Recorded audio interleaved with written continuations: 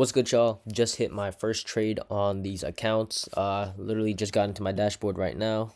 I don't know why. Why doesn't it's not updating? But pretty much have my account in my dashboard. Connected it. Just finished watching the Thunder Spurs game. It's currently 11:05 at night on Sunday night, 11:05. Just finished the game. Hopped on the charts. Pretty much, I caught a winning day on my Lucid Flex accounts, and I hopped off the charts. But then I hopped back on just to see what market's doing, and I actually caught these pretty nice longs, in my opinion. So I'll go over like why I took this trade pretty much. So we'll go on the hourly chart because market's not been open that long.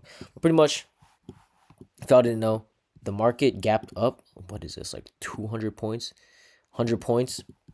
Market gapped up 100 points, and because of war news, right? Some stupid war news, whatever. Didn't really look into it that much, but market gapped up 100 points.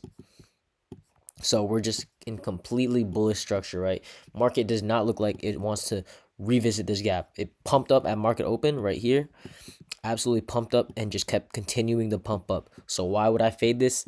I would not, right? I'm looking for longs. I'm looking for a retrace. I'm looking for a pullback.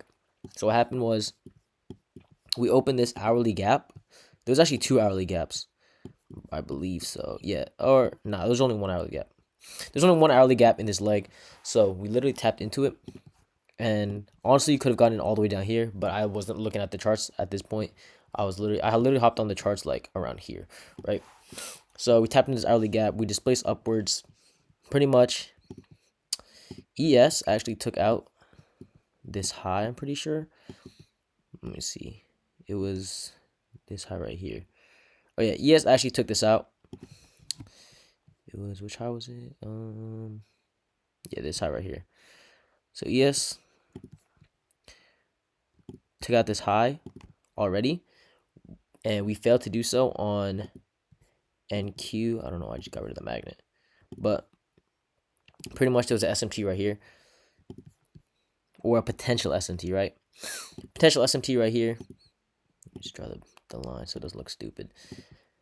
But in my mind, like, there's no way that this is actually gonna hold, right? We tapped into a 1 hour gap.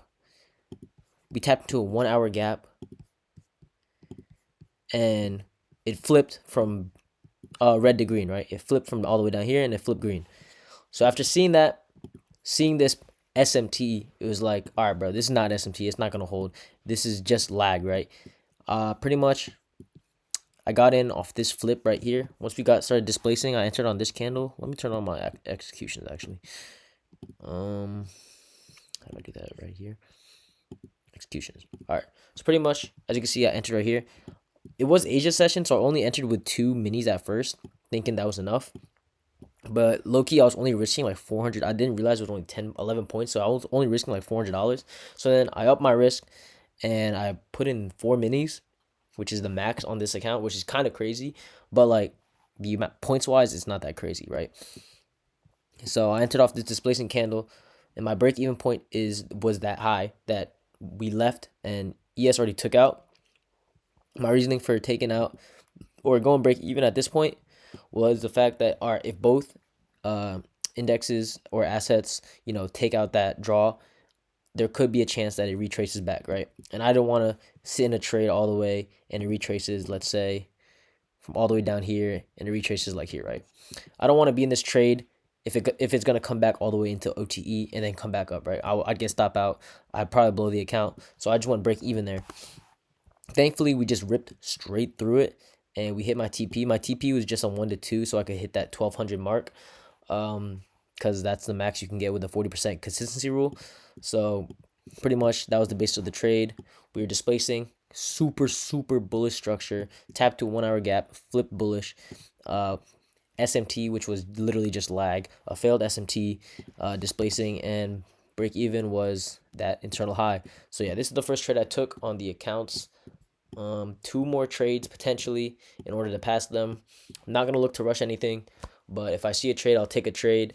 And yeah, this is the first trade. Let's see what happens next. I'll update you guys on whatever trades I decide to take next. Alright, y'all, we just got our second trade on this eval. As you saw, we banged TP pretty fast. It was pretty just like that. But I'll just go over the trade pretty much. You can see my executions on the chart right here. Entry exits. So basis of this trade was that we had an SMT with ES, as you can see. Let's show y'all. ES didn't take this low out, while NQ did, so it was SMT there. We're at all-time highs, so the bias is extremely bullish always. We had this 1 minute inversion after coming back down into this range. Came back down into this range. We had an inversion, strong inversion, 1 candle inversion. I entered my fill was like right up here because you know, trading 4 minis in Asia session, volume's low, you're prone to having some decent spread and slippage, but you know, it's not that big of a deal. And on top of that, my targets were on the 5 minute. We had these low resistance liquidity pools. Let me show y'all about this break even. We had these low resistance liquidity being built right here. As you can see, trendline liquidity, whatever you want to call it. And then on the 1 minute, my break even was just this swing high. This one right here.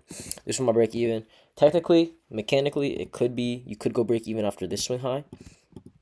But I like to give my trade a little bit more room to breathe since we are in Asia session, and you know, price tends to chop around a lot. I mean, just look at it, chop around, wick out a lot. So give my trade a little bit more room to breathe. But you know, we're in all-time highs.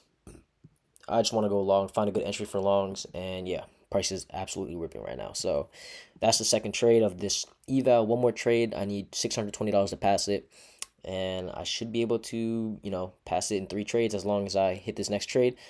So yeah, 2 trades down, 1 more to go, and we pass this account. All right, y'all, I just passed my eval. Just hit that $3,000 profit target. I should be under the consistency, but I gotta check with the dashboard. But as long as I did my math right, I should be under the consistency, and this should be passed. But yeah, this is the 3rd trade I took. It's currently May 27th during Asia session, and I just banged out. So I'll tell y'all exactly what I took. So pretty much, yesterday or today, I guess, New York completely dumped. So we dropped like, what is this, 400 points, 500 points, something like that. Yeah, like 500 points, leaving this 1 hour gap. We retraced into it, and then during Asia session, we had this low resistance liquidity resting below us. This is the candle where market opened, and pretty much we swept out this 6 o'clock high. Yeah, 6 o'clock high. And then we left a 30-second inversion. Right here, we inverted this on the 30-second chart, leaving this other bearish fair value gap. Pretty much I entered off the retrace into it, set my stop loss right above it. And honestly, I could have targeted, you know, all the way down here in order to get like the max amount, but I'm just on an eval where I just need to get a profit target and stay under consistency. So I just targeted this low right here for a 1 to 1.8. And yeah, that's pretty much it. You know, 3rd trade on this account. Posted all my trades on this one video, but for the funded challenges, I am gonna actually post every single trade as its own separate video, but I just condensed it all for the eval just because, you know, if I post 1 video per trade and say I blow 2 evals, like that's gonna be like 4 or 5 videos just on the eval itself, and I don't think anyone really cares enough about that. Maybe I'm wrong, let me know, but just condense it all into 1 video. So once I'm on the funded account, I need to build a buffer of, I think, $2,000 before taking any type of payout. So hopefully we get that done in 1 try, because if we do, then challenge is complete in 1 try, which a lot of people can't really say. You know, all documented on YouTube. All my trades are right here. And yeah, I mean, pretty simple trade. Went 3 for 3 on the evaluation stage. Hopefully the funded stage goes just as smoothly. But my strategy is I'm going to be building a buffer using $500 per trade for my risk, and yeah, we'll just see what happens from there, honestly. But yeah, that's it for this video. I mean, passed the eval in my first attempt, and I mean, blessed to say that, honestly. Red price action really good, followed my rules, and passed the account. So hopefully we get this payout. I really don't want to buy another eval for tradeify, but who knows. Hopefully we get this. And yeah, I'm going to be doing the daily payout option also, not the flex option. So I just need to get over the buffer, and then I can request anything over the buffer, I'm pretty sure. But yeah, that'll be it, y'all. Catch you on the next video, and we'll see what trades I take.